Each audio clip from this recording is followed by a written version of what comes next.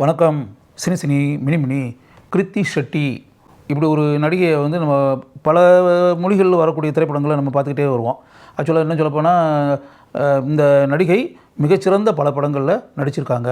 இப்போ தமிழில் குறிப்பிட்டு சொல்வதாக இருந்தால், இப்போ கார்த்திக் கதாநாயகன் நடித்து திரைக்கு வரக்கூடிய வா வாத்தியாரே அப்படின்ற படம் இருக்கு இல்லையா, அந்த வா வாத்தியாரே திரைப்படத்தில் இவங்க தான் கதாநாயகி. கார்த்திக் கூட ஜோடியாக நடிச்சிருக்கக்கூடியது இந்த கிருத்தி ஷெட்டி தான். அதற்கு பிறகு ஜீனி அப்படின்னு சொல்லிட்டு ஜெயம் ரவி இப்போ கதாநாயகன் நடிச்சிருக்கார்ல, அந்த படத்தினுடைய கதாநாயகி இந்த கிருத்தி ஷெட்டி தான். அது பிறகு விக்னேஷ் சிவன் டைரக்ட் பண்ணியிருக்கக்கூடிய எல்ஐசி அப்படின்ற ஒரு படம் எடுத்துருக்காங்க, அதாவது லவ் இன்சூரன்ஸ் கார்பரேஷன் அப்படின்றதுல அந்த திரைப்படத்தினுடைய கதாநாயகி இந்த கிருத்தி ஷெட்டி. இப்போ அடுத்தடுத்து கிருத்தி ஷெட்டி கதாநாயகியாக நடிக்கக்கூடிய 3 திரைப்படங்கள் வந்து தமிழ் திரைப்படங்கள் திரைக்கு வர இருக்கின்றன அப்படின்றது ஒரு பக்கம் இருக்கட்டும். இது வந்து ஆக்சுவலாக பார்த்தா இப்போ தமிழ் மொழி ஒரு பக்கம் அப்படின்றது இருந்தால் கூட, தெலுங்கில் வந்து நிறைய படங்களில் நடிச்சிருக்கக்கூடிய நடிகை கிருத்தி ஷெட்டி. அப்படிங்கும்போது அவங்க வந்து ஆக்சுவலாக உப்பேனா அப்படின்ற ஒரு திரைப்படத்தில் தெலுங்கு படத்தில் நடித்து அதில் ஆச்சரியப்படக்கூடிய ஒரு விஷயம் என்ன இருக்குன்னா, முதல் படமே அதுதான் உப்பேனா. அந்த திரைப்படத்தில் நடித்ததுக்காக ஃபிலிம்ஃபேர் விருதுன்னு இருக்குல்ல, சிறந்த புதுமுக நடிகை அப்படின்ற விருது வந்து அந்த திரைப்படத்தில் நடித்ததற்காக இந்த இளம் பெண்ணுக்கு கிடைத்திருக்கிறது அப்படின்றதுல. அது பிறகு வந்து ஆக்சுவலாக என்ன சொல்லப்போனால் ரொம்ப ஆச்சரியமான பல விஷயங்களாக இருக்கும். இப்போ வந்து வாரியர் அப்படின்ற பேரில் வந்து லிங்குசாமி தெலுங்கில் போய் ஒரு படம் டைரக்ட் பண்ணார்ல, அதில் வந்து ராம் போத்தினி அவர் தான் கதாநாயகன். அதுக்கு ராம் போத்தினிக்கு ஜோடியாக நடித்தது இந்த கிருத்தி ஷெட்டி தான். லிங்குசாமி இயக்கிய தெலுங்கு திரைப்படத்தினுடைய கதாநாயகி அப்படின்னு வச்சுக்கோங்க. அதுபோல் வெங்கட் பிரபு டைரக்ட் பண்ண படம் கஸ்டடி. அந்த கஸ்டடி திரைப்படத்தை நானே பார்த்தேன். சைதன்யா கதாநாயகன். சைதன்யா கதாநாயகனாக நடிக்க அந்த திரைப்படத்தில் கதாநாயகியாக நடித்தவர் கிருத்தி ஷெட்டி. அந்த கஸ்டடி படம் நான் தெலுங்கில் பார்க்கும்போதே சைதன்யா அனுபவங்களை கொண்ட அருமையான நடிகர் அப்படின்றது ஒரு பக்கம் இருந்தால் கூட, அவருக்கு ஈடு கொடுக்கக்கூடிய அளவிற்கு இந்த இளம்பெண் எந்த அளவிற்கு அற்புதமாக நடித்திருக்கிறார் அப்படின்றத படம் பார்க்கும்போதே நான் உணர்ந்தேன். அதுக்கு பிறகு இன்னொன்று மனமே அப்படின்றது ஒரு தெலுங்கு படம். அந்த திரைப்படத்தில் சர்வானந்த் கதாநாயகன். அது திரையரங்கில் போய் நான் அப்படியே படத்தை பார்க்கும்போது எக்ஸ்ட்ரானரியான ரோல் இந்த பொண்ணுக்கு. கிருத்தி ஷெட்டி இதுதான் கதாநாயகி. படம் ரிச்னஸ் கிராண்டியர் நல்லா செலவழித்து அந்த படத்தை எடுத்திருப்பாங்க. சர்வானந்த் வந்து ஆக்சுவலாக நடிப்பு திறமையை வெளிப்படுத்தக்கூடிய அருமையான கதாபாத்திரம்.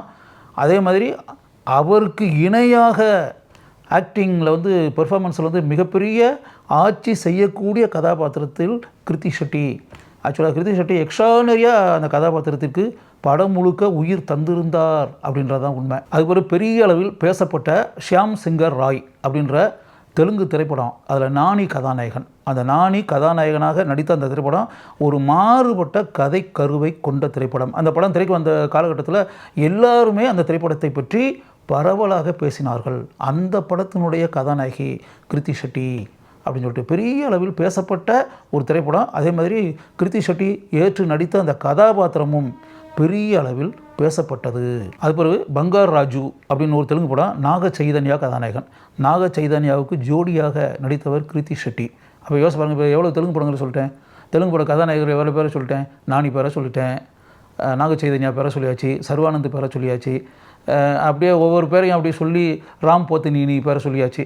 இவ்வளவு கதாநாயகர்களுக்கு ஜோடியாக கிருத்தி ஷெட்டி நடிச்சு அப்படின்னா, அப்போ அழகான தோற்றம்னு ஒன்று இருக்குது. அதை தாண்டி பெர்ஃபார்மன்ஸ் நடிப்பு திறமை அப்படின்னு ஒன்று இருக்குது அப்படின்னு தானே இருக்கும். அதுக்கு பிறகு இப்போ சில மாதங்களுக்கு முன்னால் திரைக்கு வந்த பேன் இண்டியா பாணியில் எடுக்கப்பட்ட மலையாள திரைப்படம் அப்படி பார்த்தா அஜயன்டே 2ஆம் மோஷனம் அப்படின்னு சொல்லிட்டு, அப்போ ஏஆர்எம் அஜயன்டே 2ஆம் மோஷனம் அப்படின்னு சொல்லி டொவினோ தோமஸ் கதாநாயகனாக நடித்த திரைப்படம்.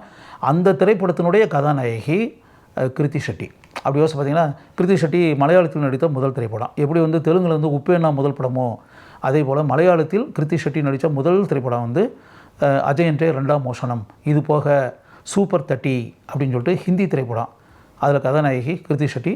அது கிருத்தி ஷெட்டி ஹிந்தியில் கமிட்டான ஃபஸ்ட்டு ஃபிலிம் அப்படின்னு. அப்போ ஒரு நடிகை தமிழ், தெலுங்கு, மலையாளம், ஹிந்தி, அப்போ இவ்வளவு மொழிகளில் வந்து ஒரு இளம் நடிகை உள்ளே நுழைஞ்சி படங்களில் வாய்ப்புகள் பெற்று கதாபாத்திரங்களுக்கு உயிர் தந்து நடிக்கிறது அப்படின்னா எவ்வளோ பெரிய விஷயம் யோசிச்சு பாருங்கள். ஆக்சுவலாக இதில் என்னன்னா, அந்த 4 லாங்குவேஜில் நடிச்சுக்கிட்டு கூட இந்த பொண்ணுனுடைய நேட்டிவ் பிளேஸ் அப்படின்னு ஒன்று இருக்கு இல்லையா. நேட்டிவ் பிளேஸ் வந்து ஆக்சுவலாக கர்நாடகாவில் இருக்கக்கூடிய ஹசன் அப்படின்னு ஒரு இடம் இருக்கு இல்லையா, அந்த ஹசான் தான் இவங்களுடைய சொந்த ஊர்.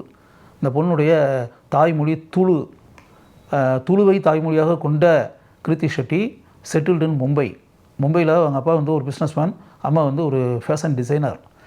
அந்த குடும்பத்தில் பிறந்த கிருத்தி ஷெட்டி அப்படி பட உலகில் நுழைந்து இப்படியெல்லாம் வந்து பல கதாபாத்திரங்களில் நடித்து பெயரையும் புகழையும் வாங்கி அப்படின்றதெல்லாம் அப்போ வந்து என்னென்னா ஒன்றும் இல்லாமல் அந்த வாய்ப்புகள்லாம் கிடைக்காதுல்ல.